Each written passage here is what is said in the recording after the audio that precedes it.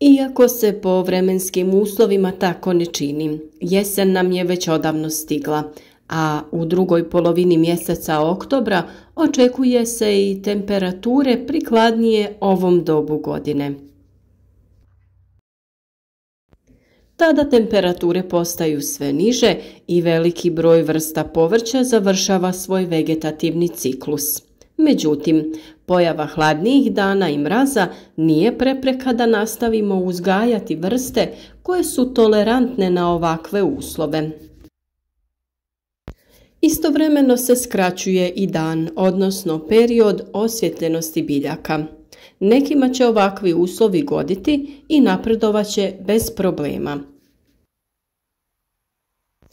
Danas ćemo govoriti o biljkama koje podnose hladnoću. Mogu se uzgajati u hladnim periodima godine i reći ćemo kako određene vrste zaštititi kako bi bile što kvalitetnije. Ukoliko vam se sviđa naš rad, podržite nas sa lajkom i podijelite video sa prijateljima kako bi i drugi imali koristi od naših savjeta. Biljke razlikujemo prema vremenu sjetve, odnosno sadnje, i dužini vegetacije. Vrste koje sijemo krajem ljeta i početkom jeseni rastu tokom jeseni i zime, a možemo da ih beremo od kraja jeseni, tokom zime i ranog proljeća. Neke možemo sijeti krajem jeseni ili dok ne padne snijeg. Obično te biljke beremo u rano proljeće. Odličan izbor će biti naravno zelena salata i slične vrste, kao što su rukola i endivija, zimska blitva, špinat, grašak, bob, a tu su i nezaobilazni raštika i kelj. Također siju se rotkvice, bijeli i crveni luk, poriluk, komorač, mrkva i cikla. Posebnu grupu čine višegodišnje vrste povrća koje na poljima ostaju tokom nekoliko godina, a to su artičoka i rabarbara. Izbor biljaka za sjetvu i sadnju je stvarno velik, a vi trebate prema svojim mogućnostima, prostoru koji imate na raspolaganju, izabrati šta ćete uzgajati. U slučaju da ćete na otvorenom saditi presadnice uzgojene u plastenicima, obavezno je da ih pripremite, odnosno da prođu kalenje. Samo takve bit će sposobne da se prilagode na jesensko-zimske uslove, prvenstveno na niske temperature i mraz. To znači da takve biljke ne smijete iznijeti na otvorenom i izložiti dužem hladnijem periodu. Ukoliko se takav period dogodi, biljke je potrebno postepeno iznositi na otvoreno po nekoliko sati. Svaki dan produžujete vrijeme boravka na otvorenom, te nakon nekih 7 dana biljke se polako prilagođavaju i mogu se presaditi na stalno mjesto. Rast i razvoj biljaka u ovom periodu je pod direktnim utjecajem 2 faktora, temperature i svjetlosti. Većina ovih vrsta povrća je veoma otporna na niske temperature, međutim ta otpornost zavisi od drugih faktora. Naime, smanjuju je vjetar i voda. Što je vjetar jači i što je sredina vlažnija, veća je opasnost od izmrzavanja. Te faktore imajte na umu kada birate poziciju za sadnju. Svakako pod opciju ostavite mogućnost zaštite takvog bilja sa platnom ili improviziranim plastenikom. Samim tim potrebno je gredice prilagoditi tokom sadnje ili sjetve kako bi se posao zaštite što lakše odradio. Sa druge strane nekim vrstama godi blagi mraz.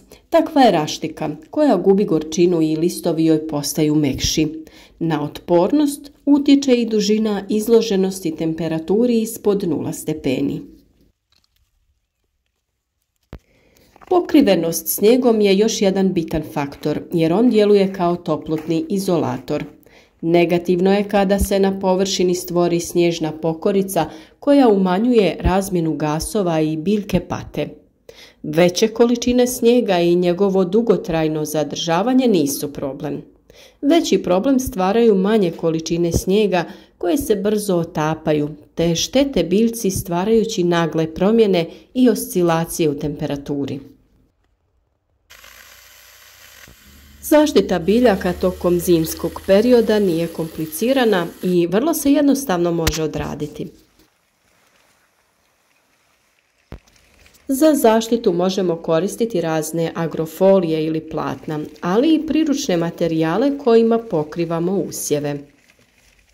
Folije je najbolje staviti preko lukova kako ne bi direktno dodirivale listove, jer često dolazi do propadanja na mjestu dodira. Od priručnih alternativnih materijala koristi se malč, kukuruzovina, sjeno, slama. Indirektno će nam u zaštiti pomoći i drveće, grmovi ili zidovi, objekti koji se nalaze na sjevernoj strani i ublažavaju hladni sjeverni vjetar koji dodatno snižava temperaturu. Ne sadite povrće u sjeni, ali i na teškom zbijenom zemljištu koje nije odsjedito. Sve kulture možemo uzgajati u plastenicima i niskim tunelima, gdje će nam biti lakše da reguliramo uslove i produžimo period vegetacije, odnosno period berbe. Dani postaju kraći, manje je svjetlosti. Ovo je faktor koji daje sočnost zimskim biljkama, nježniju strukturu. Međutim, nedostatak svjetlosti može izazvati izduživanje i gubitak zelene boje. To za sobom povlači pad imuniteta. Javljaju se brojna oboljenja, posebno polijeganje i trulež. Sve su to razlozi da dobro isplaniramo poziciju gredica u vrtu koje ćemo koristiti za zimski uzgoj. Odaberite položaje koji su barem 8 sati izloženi direktnom utjecaju sunca. Ukoliko ćete vaše gredice prekriti sa improviziranim plastenicima, vrlo jednostavno možete napraviti konstrukciju od drvenih štapova ili plastičnih tanjih cijevi. Pričvrstite ih žicom i napravite željeni oblik. Sve to onda prekrijte najlonom. Važno je oko najlona postaviti zemlju ili nešto drugo kako bi plastenik bio čvrst i kako mu snažni vjetrovi ne bi naštetili. Ali jednu stranu obavezno ostavite dostupnu kako bi plastenik prozračivali, otvarali prilikom jako toplih dana. U plasteniku se i zimi može postići dosta visoka temperatura tokom sunčanih dana, pa je važno redovito otvarati kako nam se biljke ne bi doslovno skuhale. Naravno, na tom mjestu imati ćete pristup da uberete biljke za konzumaciju jer neće proći previše vremena od sadnje ili sjetve do prve berbe. Ono što je također korisno kod mnogih biljaka koje podnose niže temperature jeste malč. Njega možemo koristiti kod različitih biljaka. Najkorisniji je kod uzgoja bijelog i crvenog luka, mrkve, cikle, kelja, blitve i špinata. Mi u ovom slučaju koristimo slamu jer nam se najbolje pokazala, a i sa njom je vrlo jednostavno rukovati.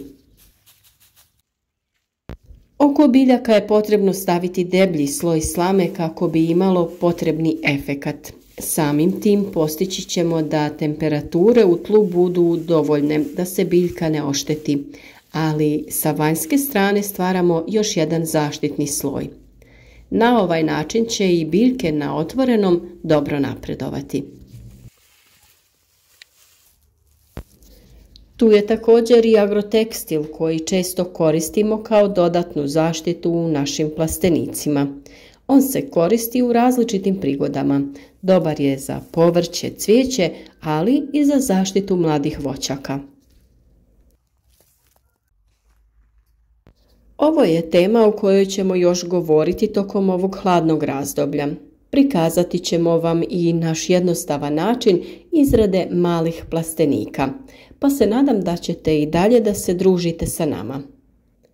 Pišite nam vaša iskustva u komentarima, a kako bi i dalje širili našu zajednicu i kako bi i drugi imali koristi od naših savjeta, preporučite nas prijateljima, podijelite video na vašim društvenim mrežama.